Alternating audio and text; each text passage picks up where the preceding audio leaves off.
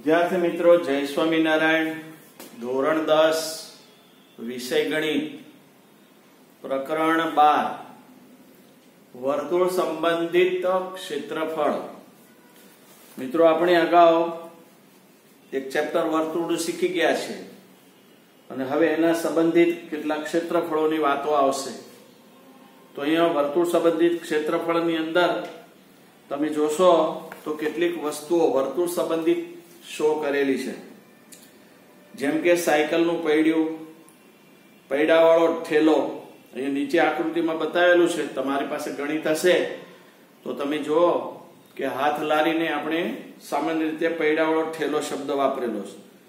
પછી તીરંદાજી પાટિયું, ઘણી જગ્યાએ તમે જુઓ તો પાટિયું હોય એમાં તીરંદાજી લોકો ફાયરિંગ કરતા હોય તીર વડે અથવા તો બંદૂક વડે, તો એ વર્તુળાકાર હોય। ગોળાકાર કેક, મોટા ભાગે કેકો ગોળાકાર હોય। પછી પાપડ, ગટરનું ઢાંકણું, વિવિધ પ્રકારના ભાત, બંગડી, આંકડી વાળું ઘરેણું, વર્તુળાકાર રસ્તો, વાયસર, ફૂલોની ક્યારી વગેરે કેટલીક વસ્તુઓ છે વર્તુળ સંબંધિત હોય છે અને એના માટે ક્ષેત્રફળ ખાસ જરૂરી છે। એમની બાઉન્ડ્રીઓના માપ પણ કેટલાક ખાસ જરૂરી છે। તો તમે જાણો છો કે વર્તુળની પરિમિતિ એટલે વર્તુળની બાઉન્ડ્રીનું માપ।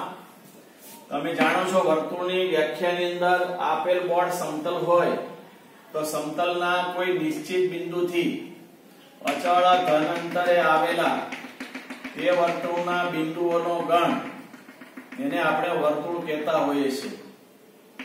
તો ઓથી સમાન અચળ ધન અંતરે આવેલા તે વર્તુળના બિંદુઓનો, તે સમતલના બિંદુઓનો ગણ વર્તુળ કહેવાય।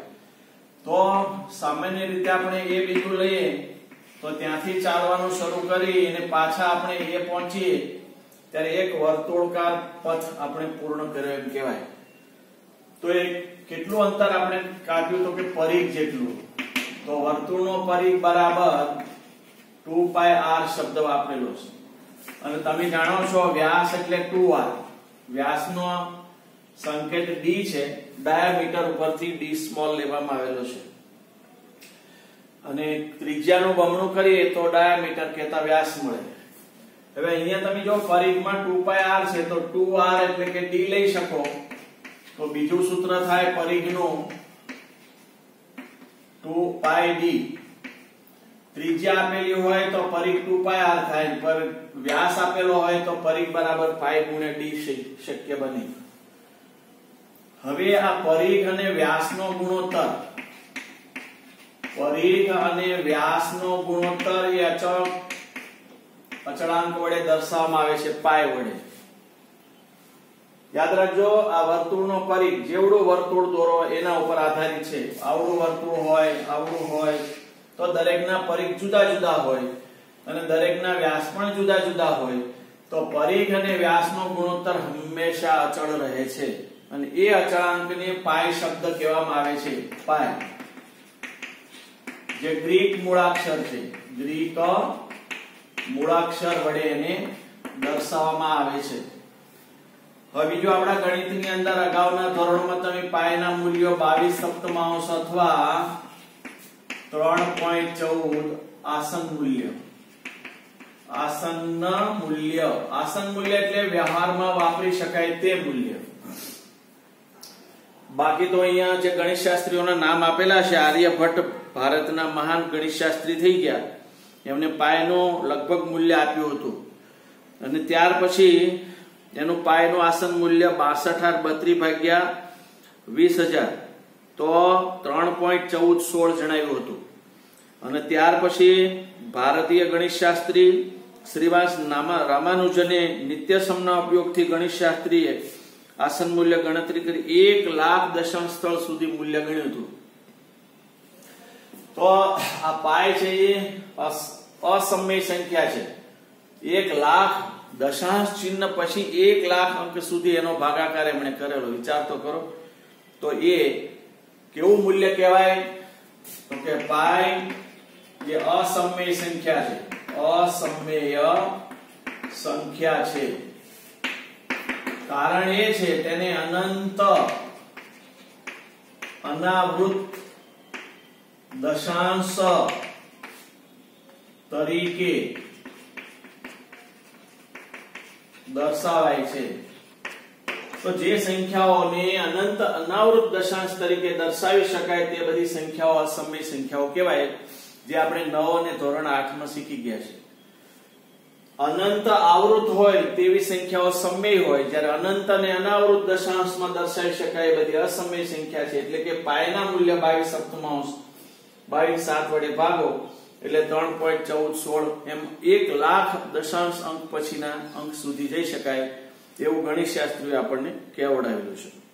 તો આમ તમે જુઓ, ત્યાર પછી વર્તુળનું ક્ષેત્રફળ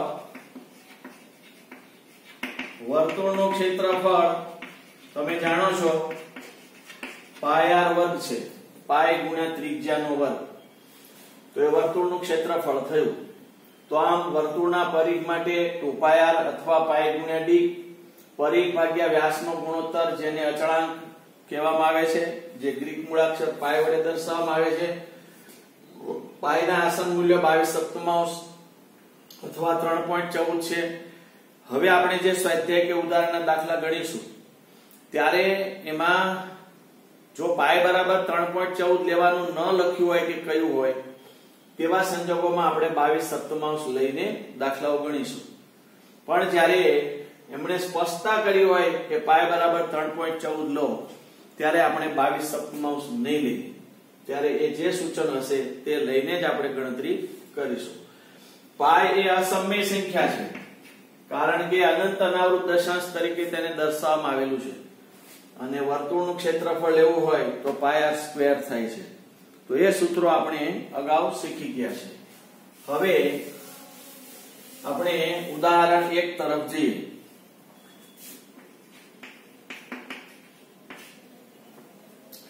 એમાં લખ્યું છે એક વર્તુળાકારના ખેતરને વાડ કરવાનો ખર્ચ.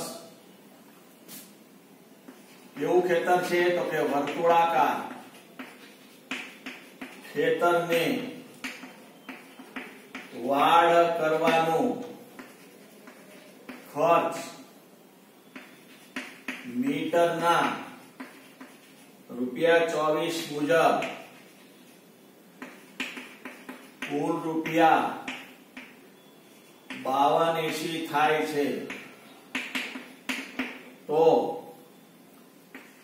આ ખેતરને 0.50 રૂપિયા વડે ખેડવાનું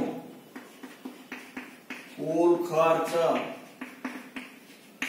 શોધો. પાય 3.14 લ્યો, સોરી 22 સપ્તમાંશ લ્યો, એવું સ્પષ્ટ લખ્યું છે. પાય બરાબર 22 સપ્તમાંશ લેવાનું કહ્યું છે. તો મિત્રો આપણે જોઈએ કે એક વર્તુળાકાર ખેતર છે, વાડ કરવાનો ખર્ચ એ બિંદુથી લઈને પાછા એ બિંદુ સુધી પહોંચો એટલી વાડ કરવાનો ખર્ચ મીટરના ₹24 પ્રમાણે 52.80 થાય છે. તો હવે આ ખેતરને આખું ખેડવાનું છે. હવે એક ખેતરને 0.50 રૂપિયા વડે ખેડવાનો કુલ ખર્ચ શોધો. એટલે ચોરસ મીટર ની વાત થઈ છે. મીટર ને શબ્દ અહીંયા 0.50 રૂપિયા મીટર સ્ક્વેર વડે કેટલું ખર્ચ થાય એમ પૂછ્યું છે. તો પહેલા તમારા 24 રૂપિયા મીટર પ્રમાણેનું 52.80 નું ખર્ચ થાય તો કેટલા મીટર વાડ થઈ એ પહેલા આપણે શોધવું પડે. તો મિત્રો આ બધું હવે રદ કરીએ અને ત્યાં આપણે દાખલો ગણીએ.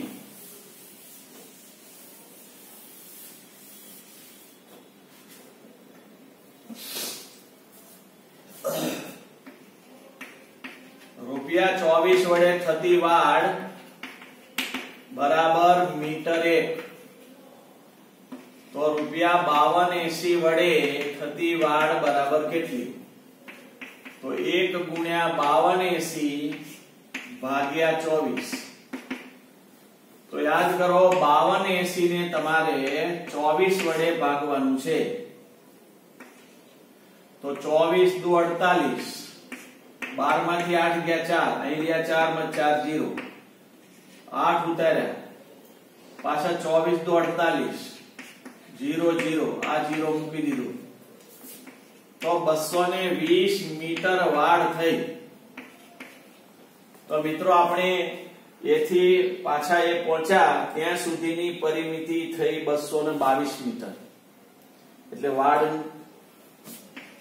એટલે પરિઘ બરાબર 2 પાઈ r છે. હવે પરિઘ એટલે 220 મીટર. એ આખો પરિઘ છે અને પરિઘનું સૂત્ર 2 પાઈ r. હવે પાઈ 22 સપ્તમાંશ લેવાનું કહ્યું. હવે તમારે r એટલે કે ત્રિજ્યા મેળવવાની છે. તો 220 ગુણ્યા 7 2 ને 22 એ છેદમાં ત્યાં વધશે આપણી પાસે r. હવે તમે જો 22 ગુણ્યા 10 22 એકા 22 અને શૂન્ય મૂકી દીધી. બરાબર ને? 22 દસા 220. હવે 2 પંચા 10 અને 7 પંચા 35 બરાબર r. એટલે કે r બરાબર 35 મીટર. હવે કોઈ આ O બિંદુ O કેન્દ્રિત વર્તુળ હોય તો OA સુધીનું અંતર છે એ 35 મીટર થયું. તો વિચારો, વર્તુળાકાર ખેતરને વાડ કરવાનો ખર્ચ મીટરના ચોઈસ મુજબ 5280 થાય તો એનો પરિઘ કેટલો થયો? તો કે 220 મીટર. તમારી શરૂઆત દાખલાની અહીંથી થાય. હવે પરિઘ કેટલો થાય? 2 પાઈ r. તો પરિઘ એટલે 220. પછી r ની તમે ગણતરી કરી 35 આવ્યું. હવે 1 ચોરસ મીટરના 0.50 રૂપિયા વડે ખેડવાનો કુલ ખર્ચ શોધવાનો છે. તો આપણે હવે વર્તુળનું ક્ષેત્રફળ મેળવવું પડે. તો અહીંયા આગળ વર્તુળાકાર ખેતર ખેડવાનું ક્ષેત્રફળ પાઈ ત્રિજ્યાનો વર્ગ થાય સૂત્ર. હવે પાઈ આપણને 22 સપ્તમાંશ કહ્યું છે. r વર્ગ એટલે 35 ગુણ્યા 35. તો 7 પંચા 35 22 પંચા 110 એને ગુણ્યા 35 બરાબર. હવે તમે જો આટલા એમનામ ચોરસ મીટર રાખી અથવા મીટર સ્ક્વેર એમ પણ શબ્દ લખી શકો. ચોરસ મીટર અથવા મીટર સ્ક્વેર. આટલું ક્ષેત્રફળ આપણે ખેડવાનું છે. હવે એનું ખર્ચ મેળવવાનું છે. 1 ચોરસ મીટર કૌંસમાં મીટર સ્ક્વેર ખેતર ખેડવાનું ખર્ચ બરાબર 0.50 રૂપિયા. માટે આપણી પાસે કેટલું આવ્યું? 110 ગુણ્યા 35 મીટર સ્ક્વેર ખેતર ખેડવાનું ખર્ચ બરાબર કેટલું? તો જુઓ 110 ગુણ્યા 35 ગુણ્યા 50/100. આ 0.50 છે ને એને મારે 50 પૂરા કરવા હોય તો છેદમાં 100 લેવા પડે. હવે એક મીંડું ગયું, બીજું ગયું, એક ગયું, બીજું ગયું. તો તમારી પાસે રહ્યા કેટલા? 55 ગુણ્યા 35. 11 પંચા 55 એને ગુણ્યા 35 બરાબર. હવે 35 ગુણ્યા 55 એનો ગુણાકાર કરવાનો 0 પચો પચો 25 2 35 15 2 17 1 7 5 5 બારીઓ પકડો 1 7 1 8 1 9 19 25 રૂપિયાનો ખર્ચ થશે. તો મિત્રો વર્તુળાકાર ખેતરને વાડ કરવાનું ખર્ચ મીટરના 24 પ્રમાણે 5280 થાય. તો એ વાડની લંબાઈ કેટલી? તો કે 220 મીટર. હવે આ વાડ પરિઘ કહેવાય. એનું સૂત્ર 2 પાઈ r છે. ત્યાર પછી 220 બરાબર 2 ગુણ્યા 22 સપ્તમાંશ ગુણ્યા r. એટલે કે આમાં r અજ્ઞાત છે એ મેળવવાનો છે. 7 અંશમાં 2 22 છેદમાં 22 દસા 220 2 પંચા 10 5 સત્તા 35 r બરાબર 35 મીટર આવ્યું. હવે આ 35 મીટર ત્રિજ્યા છે એટલે ખેતર ખેડવાનું ખર્ચ લેવો હોય તો ક્ષેત્રફળ લેવું પડે. તો વર્તુળાકાર ખેતર ખેડવાનું ક્ષેત્રફળ પાય r વર્ગ થાય. પાય 22 સપ્તમાંશ r વર્ગ એટલે 35 * 35, 7 × 35, 22 × 110 × 35 મીટર સ્ક્વેર ખેતર ખેડવાનું ક્ષેત્રફળ છે. 1 ચોરસ મીટર કહેતા કે મીટર સ્ક્વેર ખેતર ખેડવાનું ખર્ચ બરાબર 0.50 રૂપિયા. તો 110 × 35 મીટર સ્ક્વેર નું ખેડવાનું ખર્ચ કેટલું? તો 110 × 35 × 50 100 અંશ, કારણ કે 0.50 છે એટલે પોઈન્ટ માંથી પૂર્ણાંક કરવા માટે 100 ભાગ્યા. એક મીંડું ગયું. 11 × 55 × 35 એટલે 19-25 રૂપિયા એ ખેતર ખેડવાનું ખર્ચ મળ્યું. તો મિત્રો આવી રીતે ક્ષેત્રફળ સંબંધિત દાખલાઓ છે. હવે 12.1 નો પહેલો દાખલો જુઓ.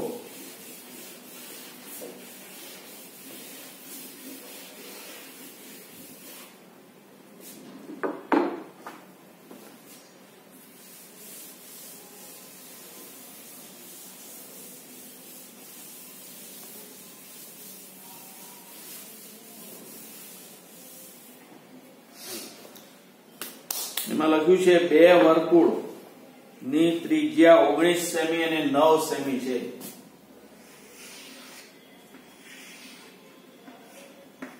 સેમી ત્રિજ્યા છે, બીજામાં 9 સેમી ત્રિજ્યા છે. O કેન્દ્રિત, આ P કેન્દ્રિત. જે વર્તુળનો પરિઘ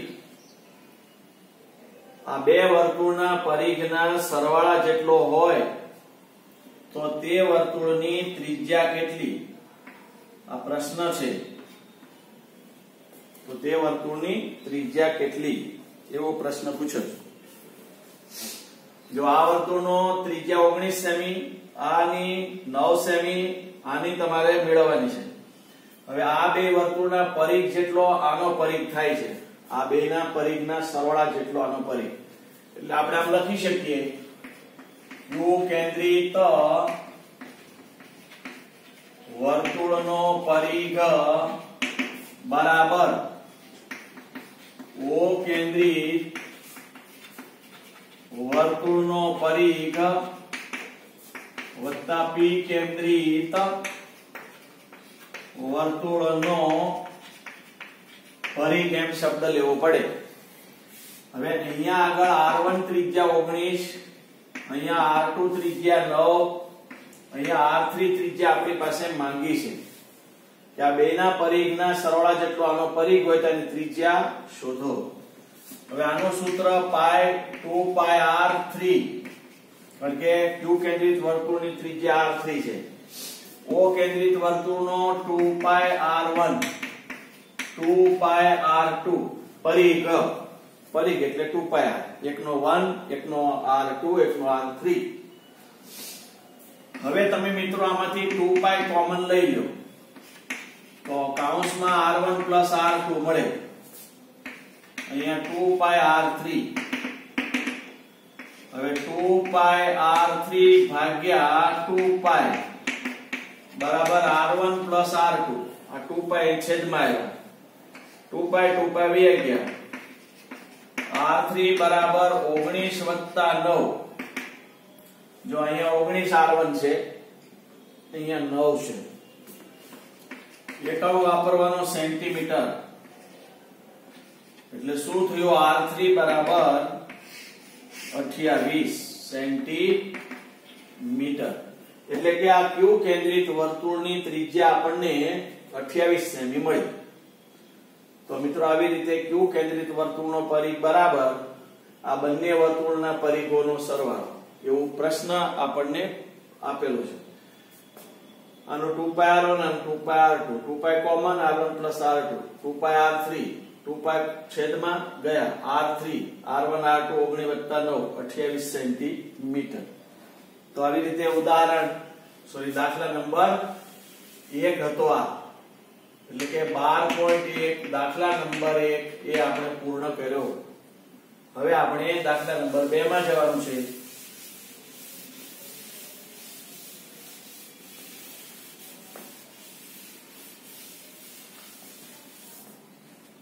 દાખલા નંબર 2. હવે એમાં એવું કહ્યું છે કે બે વર્તુળની ત્રિજ્યા 8 સેમી અને 6 સેમી છે. હવે આને R1 બરાબર 8 સેમી O કેન્દ્રિત વર્તુળ, બીજી છે R2 બરાબર 6 સેમી ત્રિજ્યા P કેન્દ્રિત વર્તુળ. જે વર્તુળનું ક્ષેત્રફળ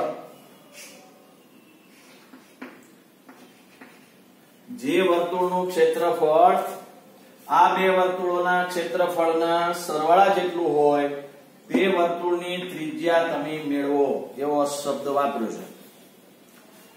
આ 8 સેમી ત્રિજ્યાનું વર્તુળ O કેન્દ્રિત, આ 6 સેમી ત્રિજ્યાનું P કેન્દ્રિત વર્તુળ R2 અને આ બંનેના ક્ષેત્રફળોનો સરવાળો એ Q કેન્દ્રિત R3 ત્રિજ્યાના બરાબર થાય છે. તો R3 ત્રિજ્યા કેટલી? તો આપણે લખીશું Q કેન્દ્રિત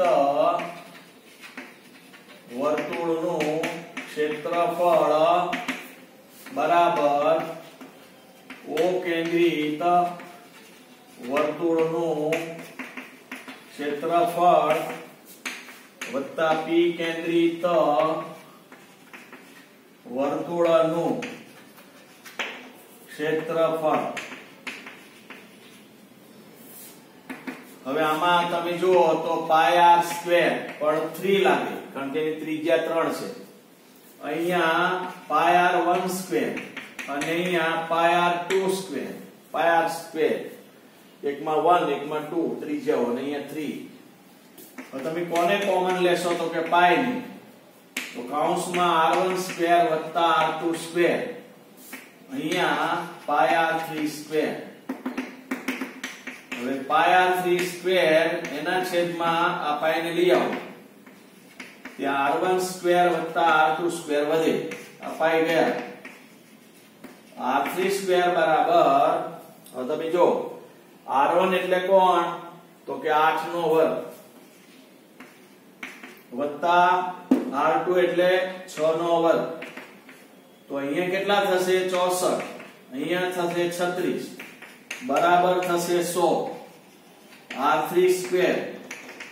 હવે r3 મેળવવા હોય તો વર્ગ દૂર કરો તો 100 નું વર્ગમૂળ લેવું પડે જે 10 આવે, એકમ લાગે સેન્ટીમીટર. તો જ્યારે 8 સેમી ત્રિજ્યાવાળા વર્તુળ અને 6 સેમી ત્રિજ્યાવાળા વર્તુળના ક્ષેત્રફળનો સરવાળો એ ત્રીજા વર્તુળના ક્ષેત્રફળ બરાબર થાય તો ત્રીજા વર્તુળની ત્રિજ્યા શું મળે તો એનું આ વર્ણન છે. તો મિત્રો આમાં અહીં આગળ અગાઉમાં પરિઘ હતો અને બીજામાં ક્ષેત્રફળ છે, ત્રિજ્યાઓ આપવામાં આવેલી છે અને એના આધારે એ દાખલાઓ ગણવાના છે. તો તમારે હવે પાકી નોટમાં ઉદાહરણ 1 સ્વાધ્યાય 12.1 નો પહેલો બીજો, હવે પાંચમો, એમાં જે ખાલી જગ્યા વિકલ્પ આપેલો છે વર્તુળની પરિમિતિ અને ક્ષેત્રફળ સમાન હોય, વર્તુળની પરિમિતિ અને ક્ષેત્રફળ સમાન હોય તો વર્તુળની પરિમિતિ